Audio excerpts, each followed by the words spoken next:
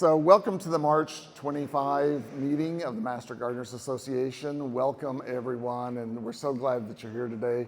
We've got a really interesting speaker today, and I have just a couple of things to go through real quickly to make sure that you're aware of. First of all, see my cool shirt? Woo! Okay, if you're helping with the Farm Expo, or if you're not helping with the Farm Expo, please consider doing so and give Sandy Means a call or a text or an email and see if there's any way that you can help out there. We're having approximately 2,500 kids over the next 2 to 3 months come through the Farm Expo, and I was out there yesterday. I was just working in the gardens, but saw everything going on, and the kids look like they're having a great time and learning some really valuable information. Upcoming, we've got several things that were on the calendar that I sort of just pulled out here to make sure you're aware of in case you want to attend these things. There's a class on rainwater harvesting, gardening with less water, and one on native plants. The NIPSOT Native Landscape Certification Program, Level 1 and 2 is coming up. Native and Adapted Plants class, the Texas Plant Tales, and the Wonderful World of Exotics. All those are coming up, so look at those for those on the calendar if you want more information.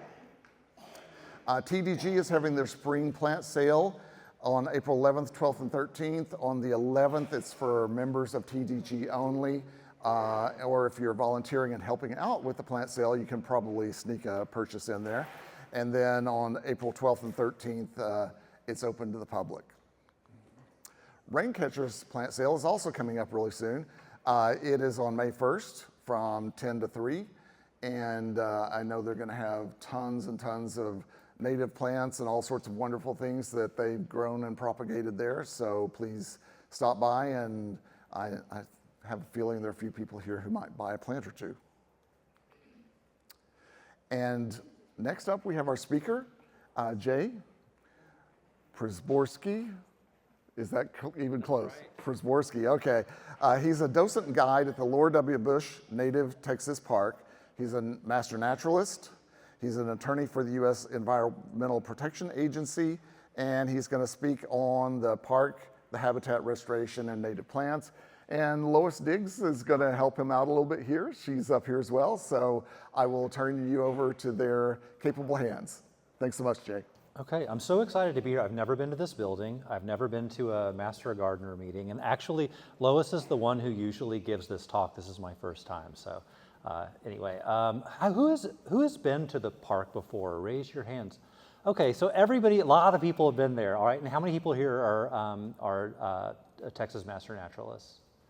Okay, so a fair number of people. Well, I never expected so many people to have already been to the park. I probably have given tours to a few of you, but hopefully this will tell you a bit about how the park came to be, explaining how it was designed, how it's maintained, its history, and maybe how you could possibly get involved and what some other activities we've got going on there. Okay, so this slide is now unnecessary because everyone knows where the park is. It's a 15-acre wildscape in the middle of Dallas, right there on SMU campus.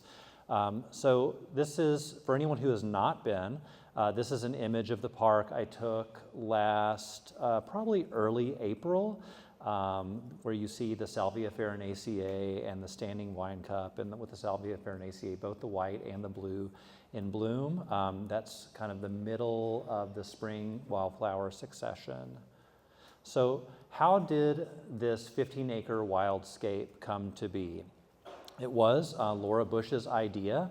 For about 13 years, the Bushes worked on all kinds of habitat restoration, but I believe primarily prairie restoration at their ranch near Crawford, Texas. And when they began to plan the presidential center, Mrs. Bush wanted to do something that was not so conventional.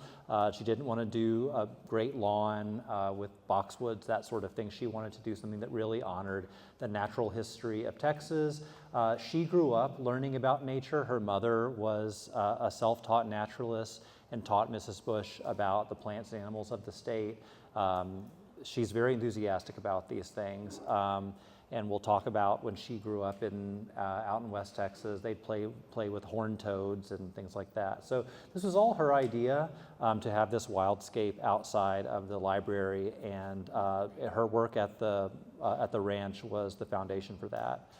Here's another picture of their home out there. So you can see here, this is bluebonnet season, probably in March. And then here's another image. I grabbed this one off of Architectural Digest. This is the standing cypress blooming, I would guess about 60 days later. And I think you can probably see also some white flowers there. It's Arkansas yucca. Okay, so the goals of the landscaping goals for the Presidential Center's Wildscape. Obviously, as I mentioned, the Bushes want to share their love of the native Texas landscape. One element I didn't mention is that, of course, there is a tradition of first ladies from Texas being very invested in wildflowers. Lady Bird Johnson was obviously a famous first lady who began this tradition, and that's obviously. Did I lose my sound? Just lost sound for a second. Mrs. Bush had that in mind when she created this space. Committing to environmental conservation and restoration is another landscaping objective of the park, and contributing to the everyday life of the community. I'll say when I first started going to the park, I was oftentimes the only one there. It'd just be me and a sea of plants. But now pretty regularly I see people, kids bicycling through, oftentimes where they're not supposed to be, creating trails where there should be none. SMU students just enjoying sitting there and kind of meditating, enjoying nature. I see that a lot of times, and people from the neighborhood walking through. Sustainability objectives include habitat restoration, with the 3 Texas ecoregions nearby serving as the kind of parameters of those restoration goals. Biodiversity increase, which I'll talk about in a moment, and reducing the need for irrigation and inorganic maintenance methods. They almost never use any kind of pesticide. We obviously welcome insects. I think it's only rare occasions when they've had some sort of major grub infestation that they've ever used any sort of pesticide. And the only herbicide that's ever used is sometimes when there's a particularly aggressive invasive species. I think like Johnson grass is an example where it's much more effective to wick it than to try to constantly dig it out. But they really do try to avoid herbicide use to the greatest extent possible. The building architect was Robert Stern, and the landscape architect was Michael Van Valkenburg. That's an architecture studio out of Boston. It's a globally renowned landscape architecture firm, but they do a lot of work in the US and in the Northeast. They're also, they designed, if you are in Austin much, there's a fabulous plant-rich park in the middle of downtown Austin called Waterloo, and it's got so many fabulous native and adapted plants. They designed that. And they are also the landscape architects for the Obama Library, and I know plans for that are underway. And my understanding from the facility manager at the Bush Presidential Center is that the Obama folks have been here to Dallas to look at the sustainability features and the plantings at the Bush Center as sort of a guide for them to emulate as well. And then third, I have listed here the Lady Bird Johnson Wildflower Center. They did come up with the seed mixes that were used at the Bush Park. Those were trialed in different conditions, and the environmental director for the Lady Bird Johnson Wildflower Center has served as a consultant, and he does annual inspections to make sure that the ecological situation at the park is on track. This is a picture of the land before construction commenced. After World War II, there was housing developed on the site. Before construction commenced at the library, there were some houses, but it was a lot of parking lots as well. Pretty much it was just all impermeable surfaces. So all that concrete was taken up, and the site was designed to capture water rather than to have water flow right off the site. I'll talk a lot about the hydrology in just a moment. They did use soil on site to the greatest extent possible. As noted here, around 100,000 cubic yards of soil were reused. One thing that does confuse some people is we are obviously in the Texas Blackland Prairie, which has heavy clay soils, and the soil you will see at the Bush Library as you walk through is not you'll look down and see it's not heavy clay soil. It's more of a sandy loam, and we've gotten questions before. This goes, make sure it's working. Yep, we've gotten questions about why would you use that? That's not native soil. I think it's just two factors there. I'm not sure how much heavy clay soil is available just to bring onto sites, but also there's a lot of grading, and the site has, like, as you all have been there, kind of hills and like little hills and valleys, and for that sandier, loamy soil is, I think, much easier to work with. I've kind of been, I haven't talked to the soil scientist, but I'm trying to think through, you know how clay soil forms giant bricks and boulders. Trying to move that around during construction, I can't imagine that would be very difficult. So I think that's probably why sandy loam was used. Okay, so here I have to exit out of, I didn't know how to embed the YouTube video. So we're gonna go to YouTube. Let me go here, and I think I can just maximize this and play this time lapse, which is really neat. And I might pause it a couple times to point out features.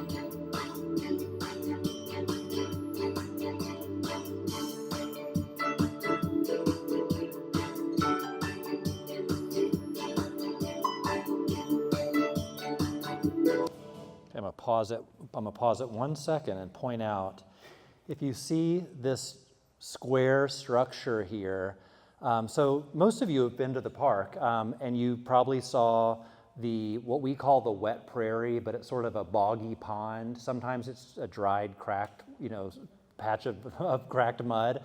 This is actually what's beneath that. It's a 252,000 gallon cistern. And as we'll get into more, all of the water, the rainwater that falls on the site, including the rooftop and the HVAC condensation, is all directed down those dry creek, like call them like a dry creek, and through the seep, and ends up in this cistern.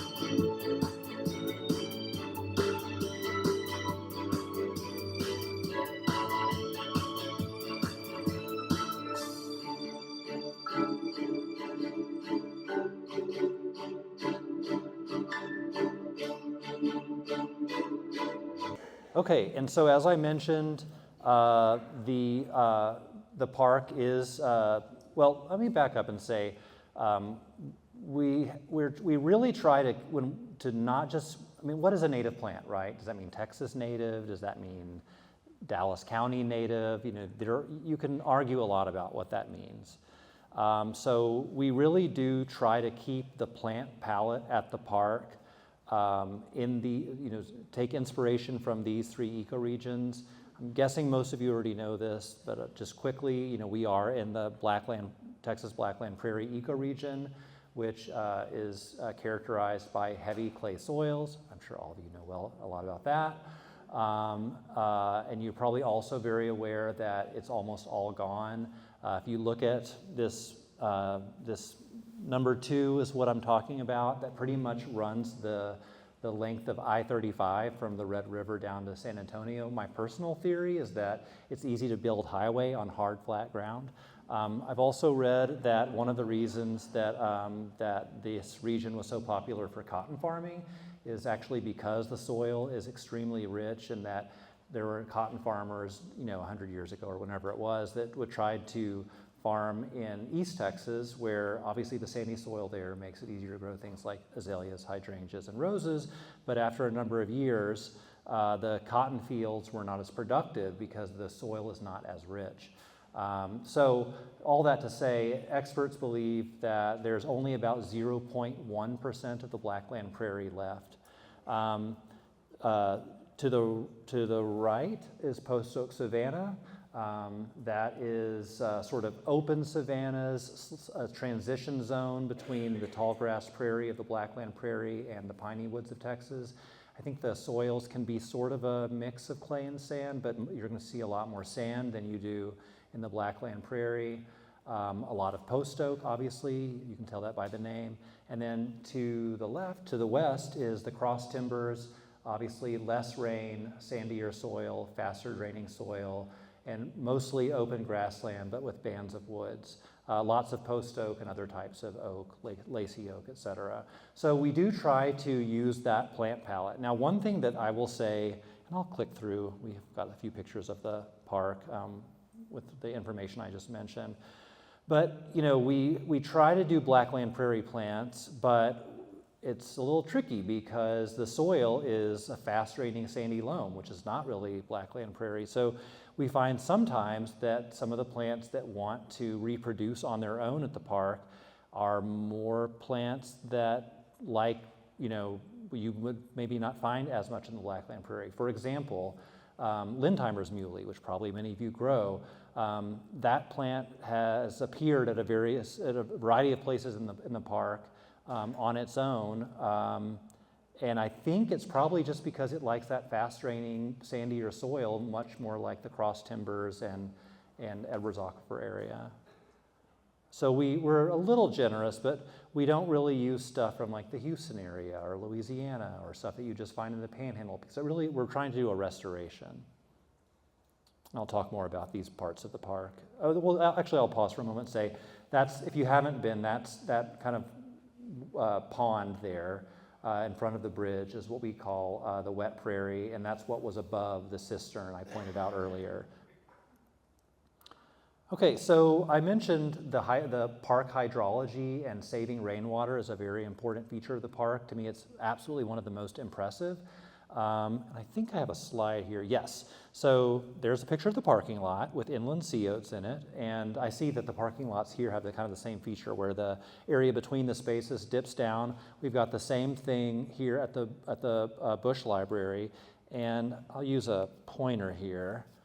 So that's the parking lot up there, and this illustration shows you kind of the direction that the water goes as it's collected and all directed towards that cistern here.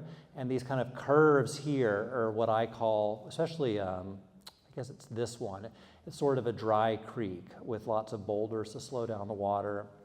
And there's I'll show you a picture of the seep here later on. But so often in civic projects, the engineer's objective is to get water off the site as quickly as possible. You don't want, water to be collected so that you're causing damage to foundations, and just having standing water on a site can cause all sorts of problems. But they took a different approach here.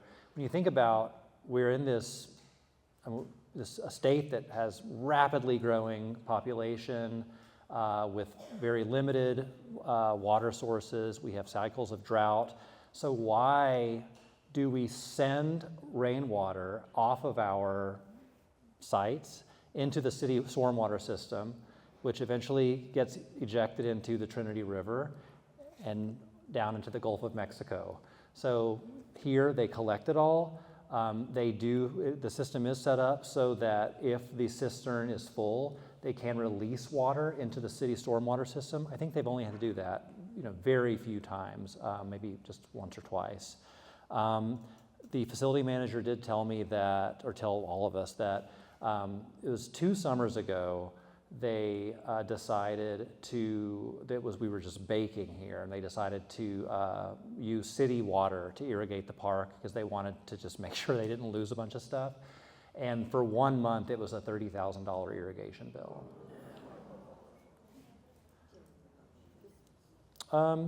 This isn't plant-based, but one interesting feature, this is the plaza up front. If you come for the tours, you may have heard us say that those large, I don't know if it's limestone, but those large stone tiles at the plaza, they don't have any sort of grout between the tiles. The rainwater there is collected and diverted away because the archives are underneath there. It's kind of a cool feature. We have our native lawn, which you all have probably seen if you've been there. When you walk up, it's in the front, and there's also some in the back. It's a mix of 5 prairie grasses. Here I've listed Texas grama, blue grama, buffalo grass, poverty dropseed, and curly mesquite. I think that now when they do any reseeding, it's really, they're focusing on 3 of those, the blue grama, buffalo grass, and curly mesquite. I just read a book about the Dust Bowl, and they talked a lot about how buffalo grass is named so because that's what buffalo primarily ate. And when the farmers removed all of that native vegetation, that buffalo grass and other of these grasses, that's what led to the Dust Bowl. Anyway, that's why buffalo grass is called what it is. But that's what's out there. I was told by the landscape contractor that, oh, I'm fine, I have my seltzer, but thank you so much, I appreciate it.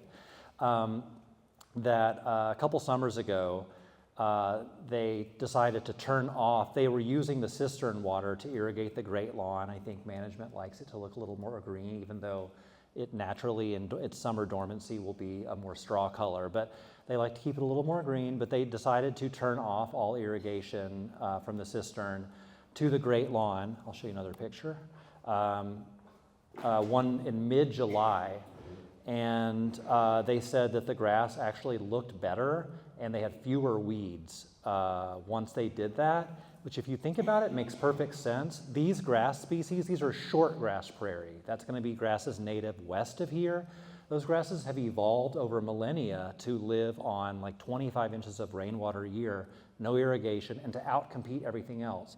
So turning off the irrigation makes perfect sense. That's a picture I took of blue grama. They only mow the lawn like 2 or 3 times a year. When it's unmown, you'll see these blue grama seed heads.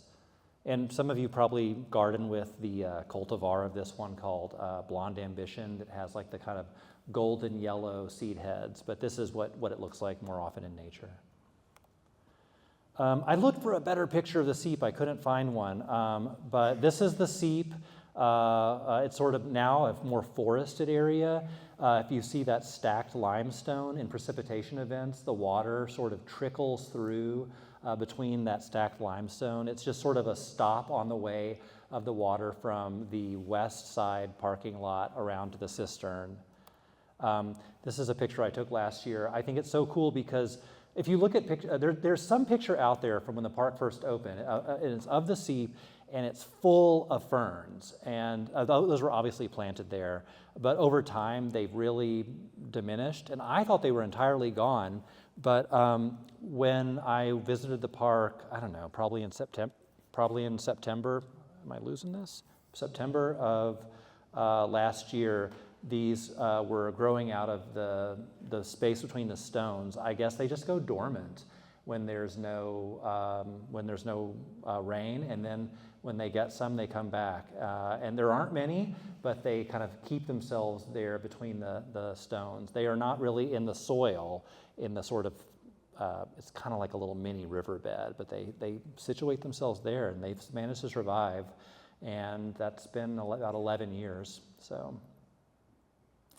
Okay, we've talked a bit about, I'm going to run out of time, so I'm going to skip a couple of these slides, but about the bioswales and rain gardens. This is kind of a cool illustration that just shows how the piping goes in below the plant material. You have the plants in the soil, then like a gravel, and then the piping goes into the gravel, and that's how they collect the water. So this is one of the most fun parts of the park to talk about. I always encourage people, if they go into the park sometime in the spring, to go 2 weeks later, 4 weeks later, 60 days later, because it's constantly changing. And one of the really fun things about it is how much it changes year to year. I actually haven't been to the library in a few weeks, and I'm thinking it's going to look different than it did the last couple of years. In really dry years, in years where the fall is dry, the American basket flower has been not just dominant, but overwhelming. The last two or three springs, it's the Gaillardia that's been extremely robust.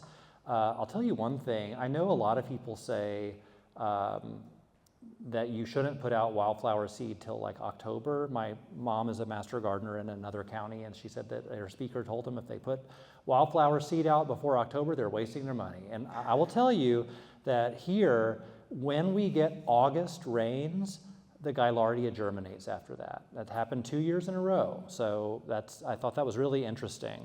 I have a few pictures of the wildflower meadow here just to demonstrate how it changes. So this is last March. And just to orient you, you see the bridge in the back and then the live oak to the left. So I took that one in March. So the bluebonnets had a good year. That's almost the same. I was standing just a little bit closer to the bridge, but standing pretty much in the same spot.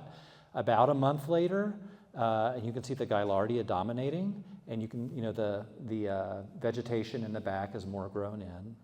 But it's, changed. And so many people think that bluebonnets is all that we have for wildflowers, and it's like, no, that's the beginning. It's the beginning of wildflower season. It's the herald of wildflower season. There's so much more. Okay, and then about 30 days after that, things are looking kind of grown up, a little raggedy, but very beautiful with American basket flower. Gaillardia is still going. Lots of monarda, and the goldenrod is really growing up. You can see that.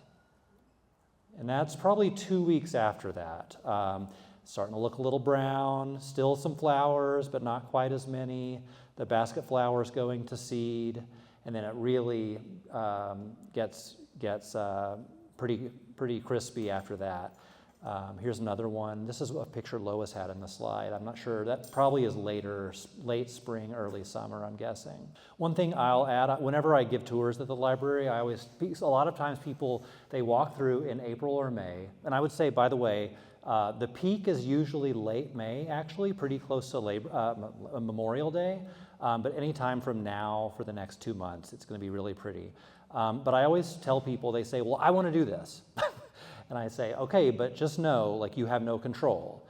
You put a seed mix out, and you will I want it to be half this and half. It's not going to happen. You have no control. Another thing I'll share, and it will change every year depending on the rain and the temperatures.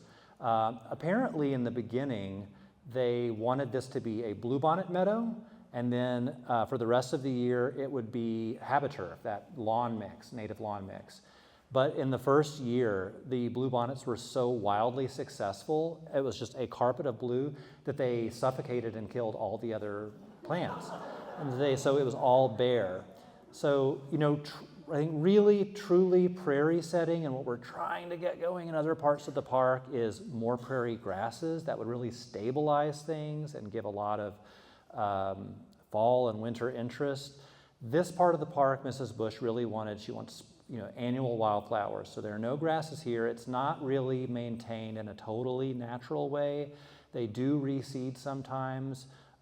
They didn't for about 3 years, and it was that worked out fine. There was plenty of seeds in the seed bank. But that's kind of the story of the wildflower meadow. And like I said, don't just come once. Come in April, come in May, come in March, and early June too, actually. This is a plant I took a picture of last spring. Probably some of you grow fall obedient plant. This is spring obedient plant. which I hadn't seen in the park before, and then it was there. So I don't know if there was just some tiny plant somewhere. The roots were still alive, but it looks very beautiful, and I'm hoping it keeps going. Maybe we'll see more this year. Just a note about some of the materials. This is the forebay. It's just an area where the water collects and slows down before getting to the cistern. And it's pretty cool, these bridges. Part of the, actually I didn't talk about the building materials. Throughout the park and the actual building, they really wanted to use sustainable materials. Limestone from Luders, Texas, so it's not coming from all over the world, it's local. The bridges are not made of tropical hardwoods. They are made of black locust wood, which was sustainably harvested. You don't want to take wood from the Amazon and ship it to the States. So that's one of our black locust bridges. Here's our amphitheater. I think they just did a planting there. You can see in these pictures, which were from a while ago, that it was more sunny. Now it's very shady, and they're trying to do a little maintenance there. It's looking a little rough, and they're switching up the plant palette. It's they're hands off to a certain point, but they've also got to have it ready for, they have heads of state come visit. They have weddings that are done at this amphitheater, graduation stuff. So. And obviously, biodiversity is a humongous objective of the park.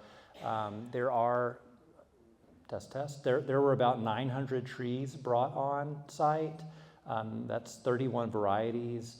I'll say of those 900 trees, about half came from the Bush's tree farm down in Crawford. Many, many wildflowers, many, many types of grass. I made a iNaturalist place for the Bush Center, so we can document all the various species that are observed there. So as you can see, so far there have been 315 unique species of plant and animal documented at the park. Before it was just parking lots. So I think that's pretty amazing. One point I always make to people when they come visit is, who's familiar with Doug Tallamy and his books? Okay, so a pretty good number. So I'll just do a 30-second summary of the philosophy of Doug Tallamy for the group. Okay, most people know about how monarch butterfly caterpillars have to have milkweed to survive, like koalas and eucalyptus. They're specialists. I keep losing this. May need to be charged after we're done today. Specialist feeders. What I think is less well known is that many, many, many insects are specialist feeders. Monarchs aren't unique, they're just pretty. That's why we know about those.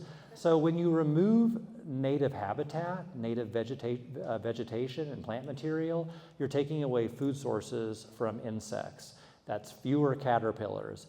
Well, if you have fewer caterpillars, you have fewer birds. Birds, yes, we like to put out bird seed, but baby birds don't eat seed. Baby birds eat caterpillars. So if you have fewer native plants, you have fewer caterpillars, you have fewer birds, it just ricochets up the ecosystem.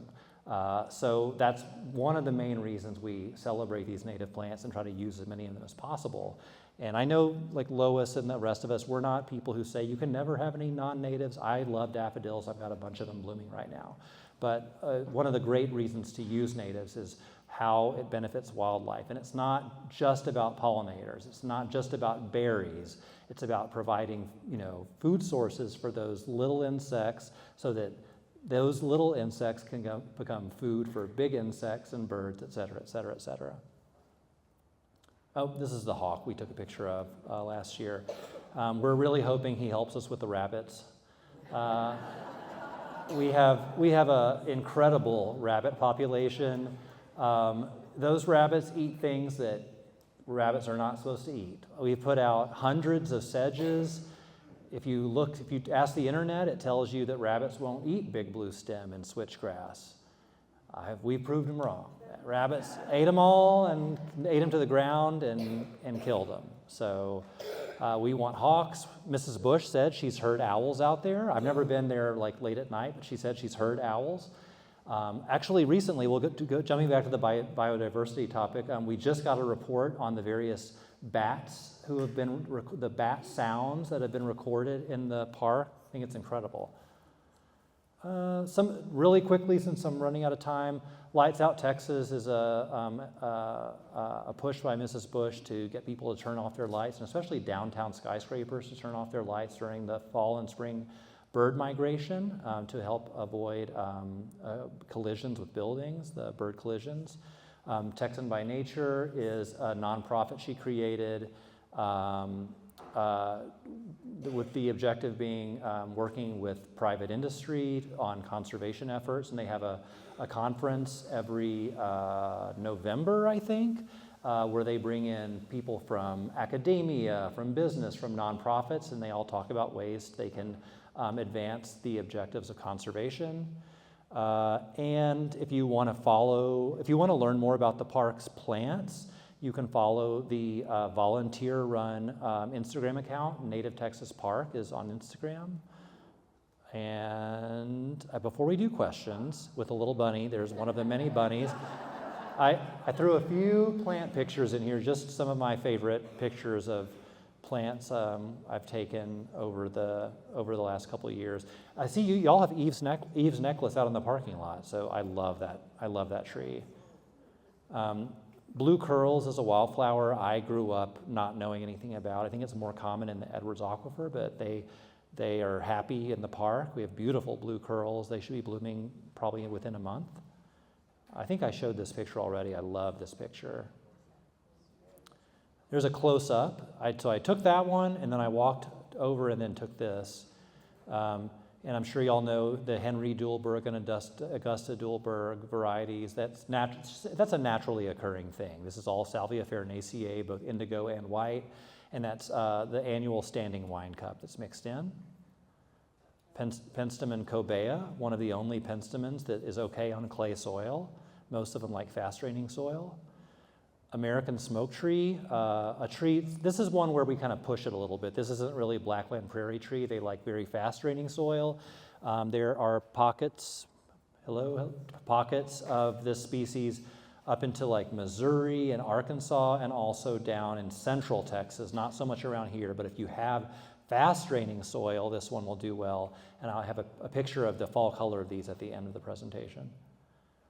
Here's one called false indigo, or the Latin name is Amorpha frutescens. I love this bloom.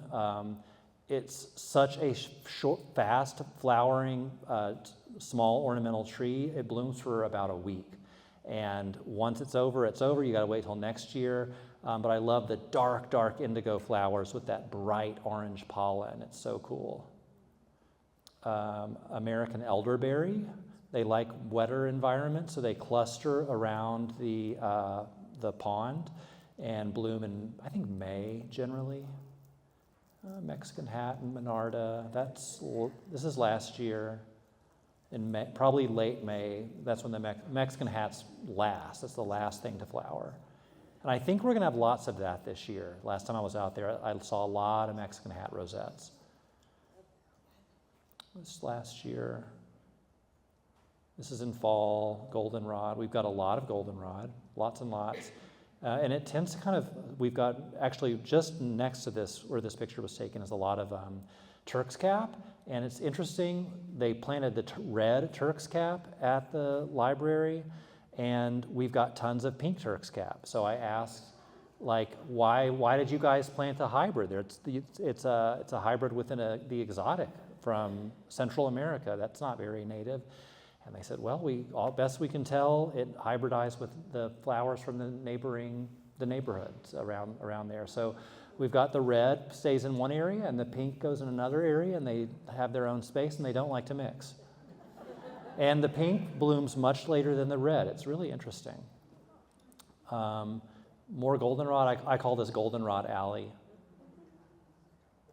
And there's the fall foliage of the American basket flower. It's never looked as good as it did that year, and I'm so bummed when they were cleaning up a little bit, they took out this branch. So now I can't get a good picture of it anymore. They're way up in the tree. Okay, that's everything I have. I'm happy to take as many questions as people have time for. So are there any questions? Wildflowers seeding is, people generally say September, October. you can do August, you can do November, but yeah, that's the time of year. Do you want to know like how to do it or how often? So they're not. They did. Honestly, I don't know why they did this past year. To me, it seemed unnecessary. Last year's wildflowers were absolutely incredible. The seed bank of wildflowers in that soil is crazy. They've got so many wildflower seeds. I don't think they needed to, but they did. That was the first time in I think 3 years that they overseeded. I think there is some thinking that. From Native American seed. That's where we get it. We get mixes from there. And I think they do some custom mixes as well. But so one thing I'm kind of honest about like some of the problems we run into there and the maintenance struggles. It's not all so easy, right? And one challenge that we've had is typically succession is annuals, and then perennials and grasses move in, and then it becomes shrubland, and it becomes forested. And then the wildfires through lightning strikes or indigenous people would come through, and you'd start the process over. It'd be annuals dominant, grasses and perennials, and that's kind of over time how that succession goes. But we really are kind of stuck in the annual phase. And so it's so glorious in the spring. It's incredible in the spring. But then in late summer and winter, there are bare patches, right? And what happens when you have bare patches? Well, nature abhors a vacuum. You get invasives coming in. So we're really trying to get grasses going. One interesting thing, I've tried to get some perennials going. Echinacea, not the purple coneflower, but the prairie species, Echinacea pallida, Echinacea angustifolia, but the rabbits go after those way more than they do the annuals. They've killed them. I planted fall blooming the Liatris mucronata variety punctata. The rabbits killed those within the first day I planted them. So when we do reseed again, we're going to need to probably, I have said, and I ain't in charge, by the way, I'm just a volunteer, is we should just reseed with grasses and perennials, not with annuals, because we do not have a shortage of annual wildflowers. Very long answer to your question, but that's the answer. Mine was about to burn. I mean, would there ever ultimately be like a mini controlled burn? So here's the problem. I mean, people want to do that, but it's in such a urban area. The other issue that was raised is you have 75 that's sunken right there, and I think there's a worry like, what if the smoke went down into 75? So I've had a lady say, "Let me bring my goats," and.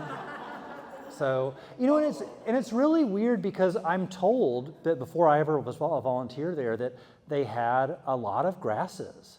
And I think that, maybe cutting things back at the wrong time, I think that overseeding with wildflowers, and that's it, causes the wildflowers to outcompete some of the grasses.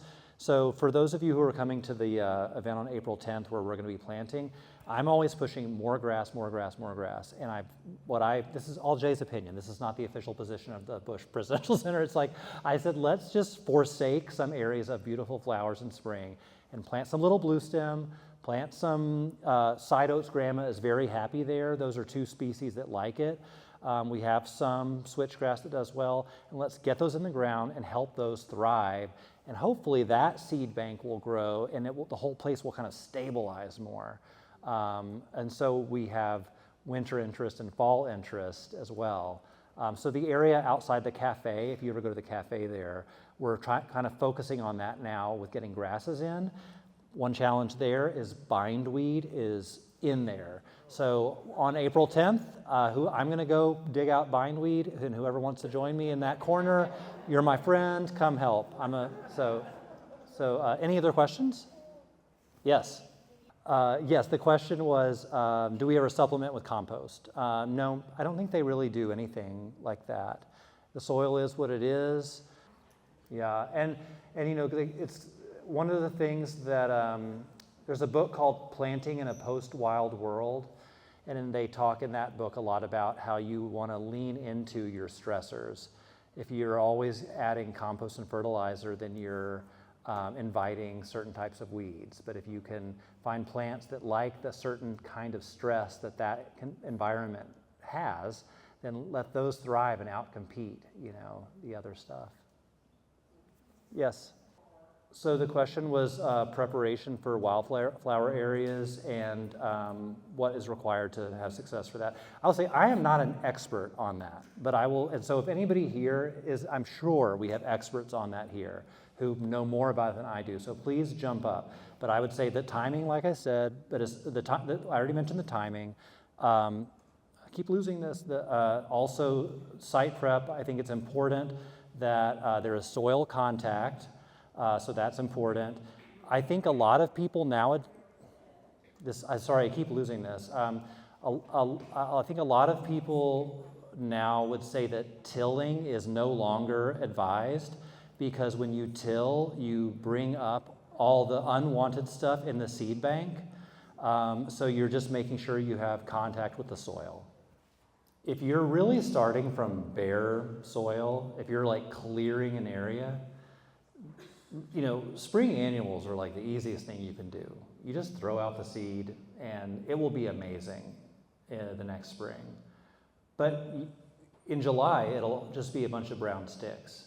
So I really think that adding, if you're going for naturalistic look, adding things like prairie grasses or like yucca pallida, cacti, something like that gives you something besides just spring flowers, because from mid-June to October at best, you ain't gonna be happy with it. Mine, look, I tried that. It's my mistake. I did it in they call it the hell strip. And I thought I was a genius, you know, in the spring. I thought I was so smart. And now I'm really switching over to more perennials. Okay, well, I'll hang out for a little while too if anybody has. Oh, we're working. Okay. Thank you so much, Jay. The Laura W. Bush Texas Park is indeed a Dallas treasure. If you haven't been there, please go out there. We appreciate Jay's time in educating all of us about this wonderful feature in our own city. All right, now we're going to move forward. Okay, everybody knows what this is. This is the home page of the DCMGA website. It's actually incredibly amazing. You can find all kinds of information about the organization in addition to vast amounts of gardening information. Gardening information for novices and gardening information for the very experienced gardener. And who doesn't appreciate this email coming to your inbox? It tells you where to go, when to be there. It tells you where hours are available so you can fulfill your obligations. And it has all of those helpful links. What did we do before we had this little tool? I think I remember leaving messages on answering machines. Or maybe we passed around a clipboard with a sign-up sheet on it. But none of these fabulous tools happen by accident. These are the creation of a group of behind-the-scenes superheroes. They're not these four heroes, but I will say they do battle what might be considered a powerful web of villains. Nor are they these four superheroes, though without them, things might actually go down the drain. The communications team is committed to delivering the most accurate, useful, and timely information. Two of the most effective tools that we use to do so are the DCMGA website, both public and for Dallas County Master Gardeners only, and Mark Your Calendar for Dallas County Master Gardeners. Luckily, the DCMGA has a skilled group of volunteers who work tirelessly behind the scenes to collect, proofread, edit, and deliver this information in a clear and engaging format. In appreciation for their generous service, we are honored to recognize 4 of these members of this team today with the Making a Difference Award. Our behind-the-scenes communication heroes are Mary Cunningham, Christina Herman, Susan Jones, and Alexa Peterson. Perhaps the most important method we use to communicate vital information to our Master Gardeners is through the twice-monthly newsletter, Mark Your Calendar. Mary Cunningham has served as the editor of Mark Your Calendar since its inception 2 years ago. She does a superb job of organizing data in bullet point format that is useful, accurate, and easy to read. Mary's efforts combine seamlessly with the expertise of Christina Herman, our MailChimp guru and technical wizard extraordinaire. Once Mary organizes the bullet points to be included, Christina transposes them into a MailChimp template and creates links for events when needed. Hence, that useful little link on those emails.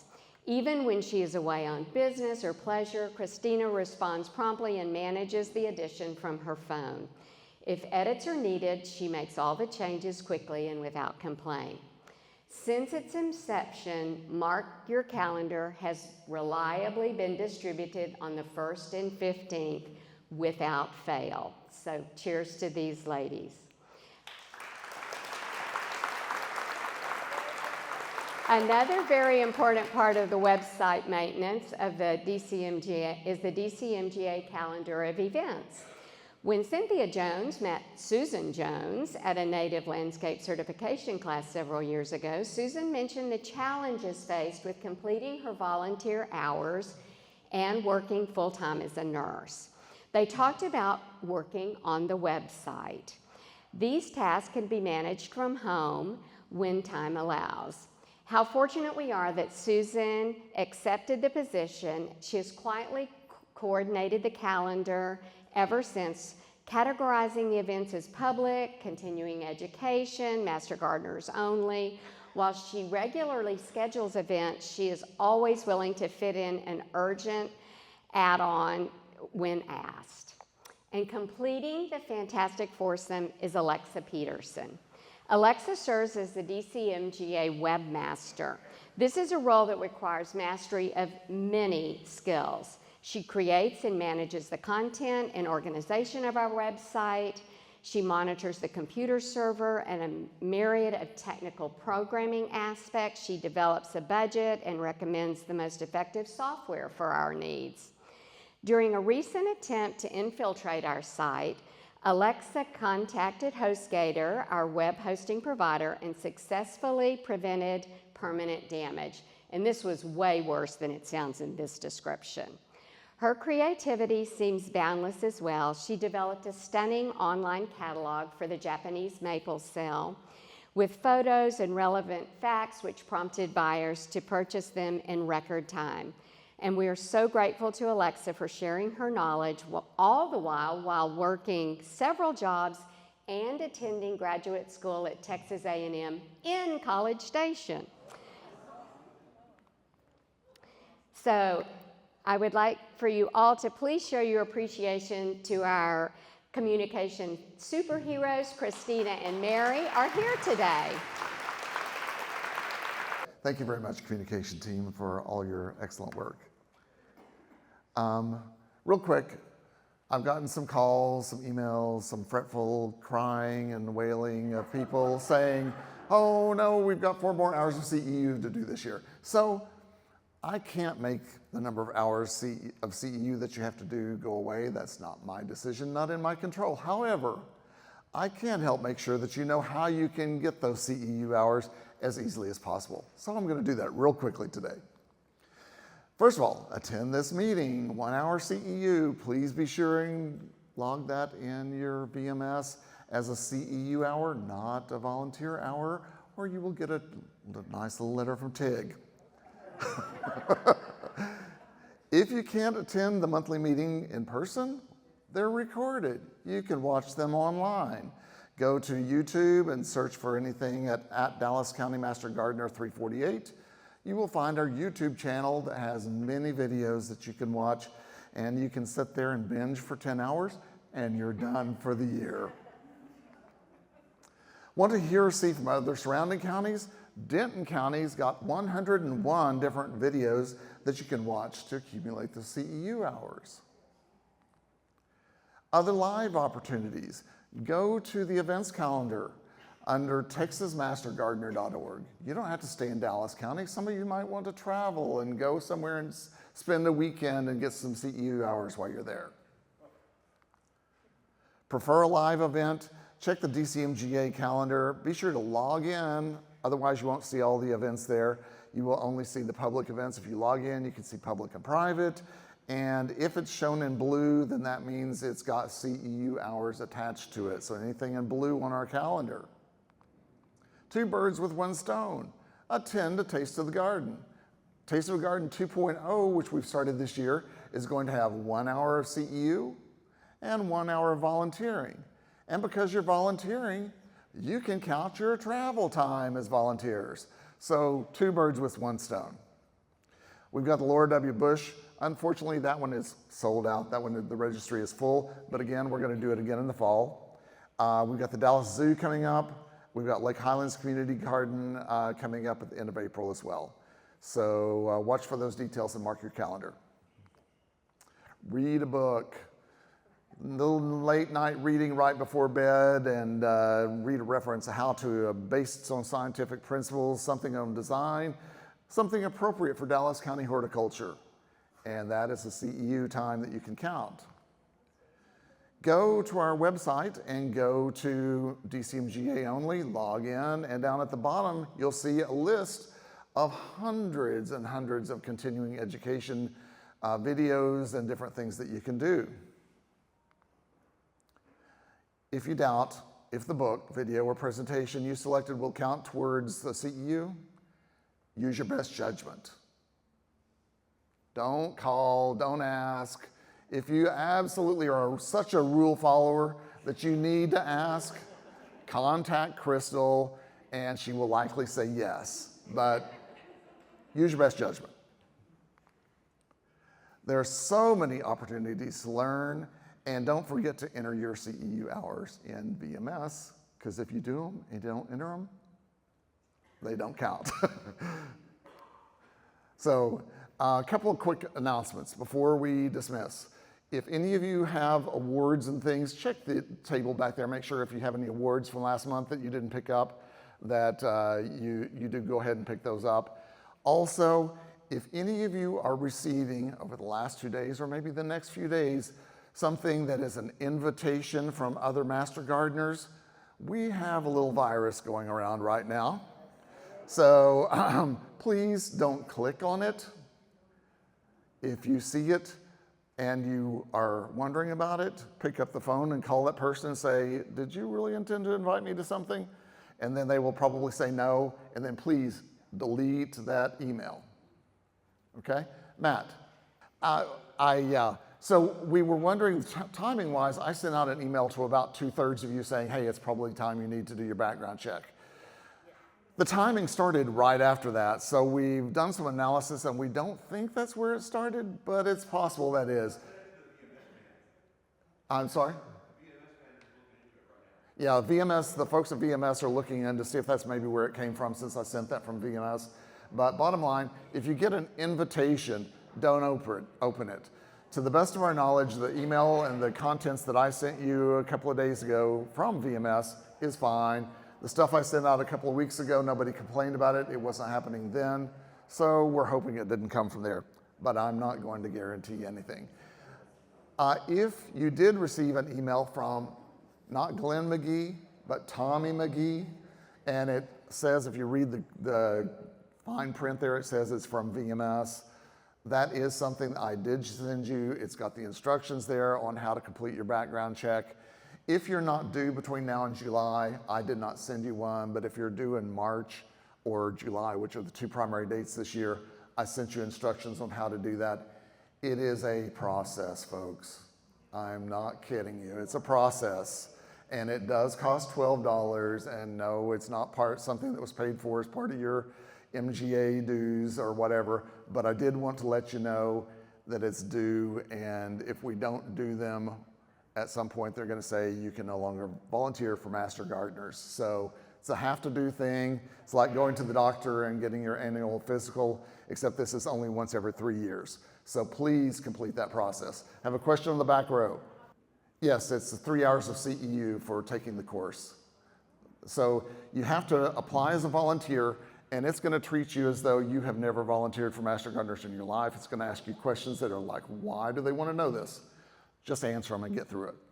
Then 2 days, 3 days later, you're going to get an email from Crystal that's going to have a link to go to the site where you're going to pay your $12 and take the online course that takes the 3 hours that you can count as a CEU. You complete that, and then it's going to give you a code, and you click on another link and you go to the background check site and enter in that code, which is telling them, oh, this is a Master Gardener. And then you fill that out. It will complete the background check, and then we will get notification that you have now done your background check. So be prepared, folks. Try hard. Be brave.